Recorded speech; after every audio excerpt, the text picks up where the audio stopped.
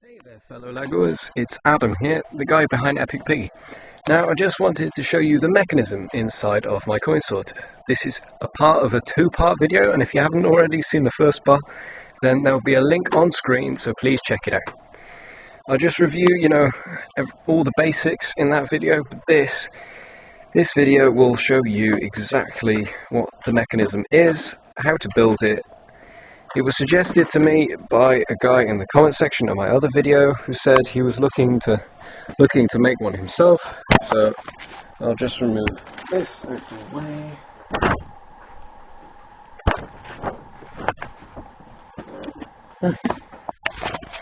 So here is my huge, glorious mechanism. So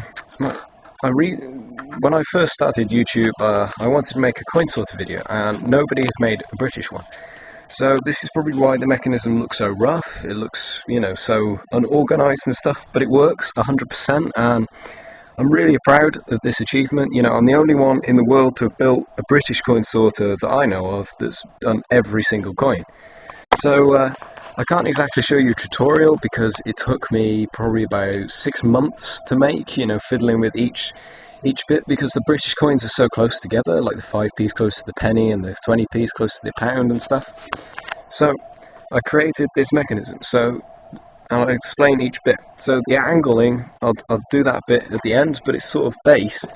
It's just sort of like a H to just make it structural a bit more, and this back piece moves. This is just to add structural support so it doesn't fall, a bit like my paper at the back there.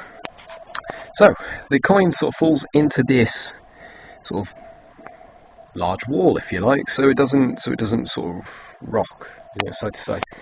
There was a point where the largest coin could actually fall through this hole here, the very first hole. So I had to make sure I got that right. So I sort of moved it back, and there is a little slope like in there. That's like a 1x1 with the like these sort of slopes, tiny slopes. So it actually pushes the coin downwards down the mechanism. So you start with the smallest coin. Now we'll start with the ramping, and the ramps sort of just go down. Each one of these has got little ramps. It's just to give the coin a push. The mechanism's 4 wide. Back wall's 1 wide, this is 2, so the mechanism sort of needs a push through these 2 studs. So those little slopes in there, each and every one of them help push it towards. This then slides down into here, just to aim, just to give it a bit more speed. This, I've had to make sure it turns into the 5p tray, which is where it belongs. Otherwise it was sometimes merging into the other one. The wall also helps with the coin next to it, which is the 1 penny. Because now the 1 pennies definitely go into their tray and the 5p's definitely go in theirs. So there is a little bit of blue tack on the top. This isn't 100% Lego, I must admit that. It does contain glue, post-it notes, bits of cardboard, a lot of blue tack, just to make sure I got the ratios right and I could sort every coin 100%.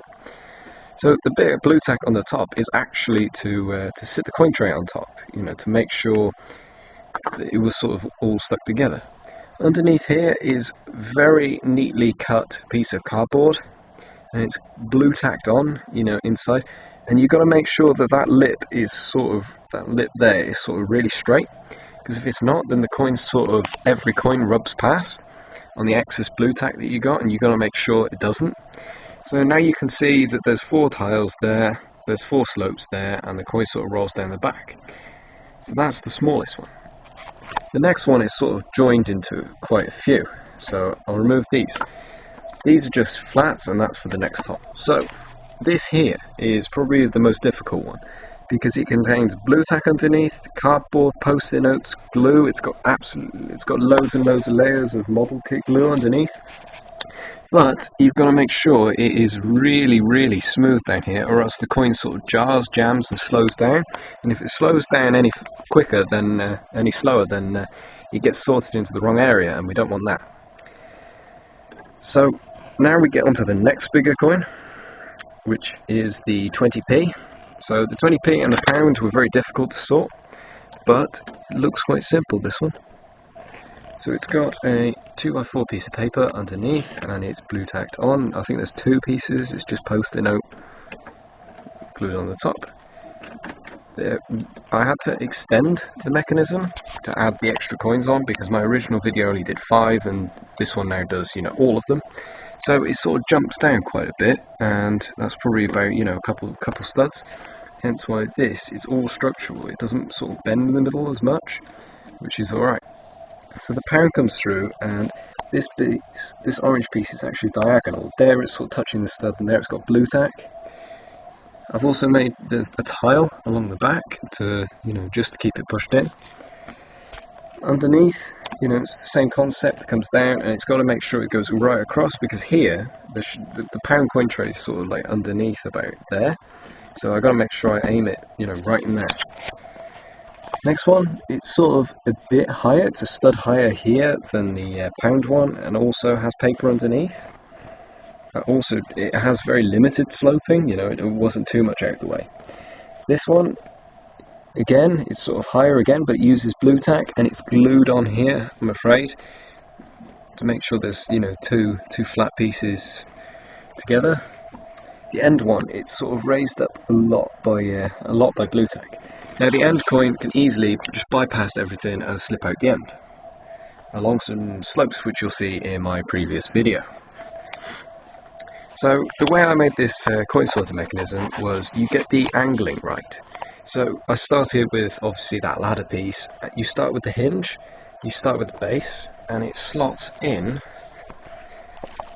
on that black sort of plate there, which you can see, which my camera light's lighting up. There's a tile there for that 2x2 to sit on, and it slopes and it goes all the way down here, and the £2 rolls across there. So it sits sort of in here. It's very staggered there. The best thing with the mechanism is just to try trial and error.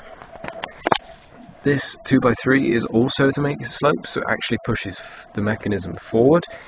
I can't angle it now because this is actually touching the ground, but that plate would sit on the ground and this would push backwards. So there is a lot of angle that needs to work. So the best method I tried when I was making my coin sort of mechanism was just trial and error. So hence why there's so much blue tack and there's so much paper involved, is simply because the coins are so close together, so you have to make sure you split them. So by splitting them, I just used paper and blue tack, and I increased until the other coin that I didn't want to sort kept going. So for here, if I was doing the pennies and the 20 piece kept going through, then I had to add a bit more paper underneath and a bit more paper underneath to make sure that the pennies came through, but the 20 piece didn't, and they came through the next one. And you do that all the way along until you get to the £2 one, which you just leave as a basic hole, just coming out the end, and it just nicely bypasses all of them. So it's very technical, and it's a hell of a long video. I apologise for that, but I made my channel because of the coin sorter, and the amount of support I got on my coin sorter, pushed me to make a YouTube channel. So I thank you so much for watching and all the support on my coin sorter videos, and I really hope you enjoyed this mech video and my other review of my coin sorter and everything else. So thank you so much for watching. Please like this video and subscribe if you want to see more, and I'll see you